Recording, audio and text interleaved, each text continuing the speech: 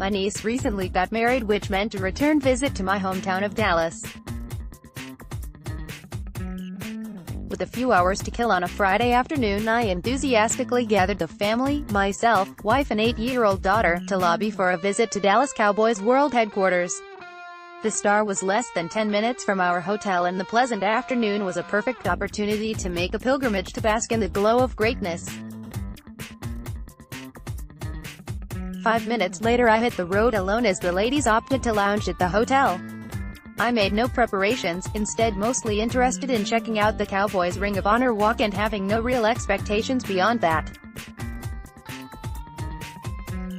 It was a wise decision as the visit was both enjoyable and informative. Scroll through the gallery of photos below. We start our journey at the intersection of Avenue of Champions and Cowboys Way. I'll let this speak for itself. Every Ring of Honor member is memorialized on the surrounding streets. If you don't know who's being remembered here, your Cowboys fandom membership is revoked. All around the walk are plaques like this with statistics and quotes from and about Cowboys greats. There's a number of office buildings in the area adorned with classic Cowboys players and imagery. Opposite this building is a similar facade that has a number of empty slots awaiting future honorees. Across the street is another facade that has a number of empty spaces to honor future Cowboys greats. There's a traffic circle at the intersection of Winning Drive and the Star Boulevard, actual street names, with a small park and fountains. Also this statue, created by Tom Friedman, simply called Huddle, a favorite for small children. A view of the fountains surrounding much of the park. Outside the Ford Center is a miniature football field, open for all to enjoy, along with a big screen.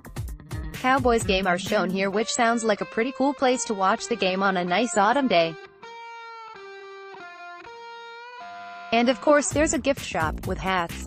Lots of hats, and mugs and shot glasses, auto accessories, jewelry, keychains and helmets, and, well, you get the idea. More stuff to buy. To enter inside the Star you'll need to purchase a tour for a cool $39.95. They're available every 30 minutes and, while expensive, was very interesting. First stop is the 12,000-seat indoor football stadium. When I visited, it was undergoing work, but oftentimes visitors are able to go down onto the field. The Ford Center hosts high school football games on Friday nights and has a number of memorials to great Texas high schoolers. Here we see Cole Beasley's high school career highlights. Throughout the facility are motivational messages and themes. This wall of inspiration welcomes players outside two of many meeting rooms. On the opposite side is a view of one of two practice fields. Here we see the Pro Turf field, the other is made of grass. Jerry Jones' office is in the middle of the first floor of the glass building we see here. Behind the far end zone is Jerry Jones' private helipad. One of my favorite features is the Wall of Honor documenting every Cowboy ever named to a Pro Bowl. Here we see the offensive honorees and the defensive honorees. A reminder that being a part of the Dallas Cowboys organization is a privilege, not a right. The luxurious seats found in the team's mammoth meeting room. Frankly, the room is too big for my tastes, allowing players to sit far from whoever is speaking.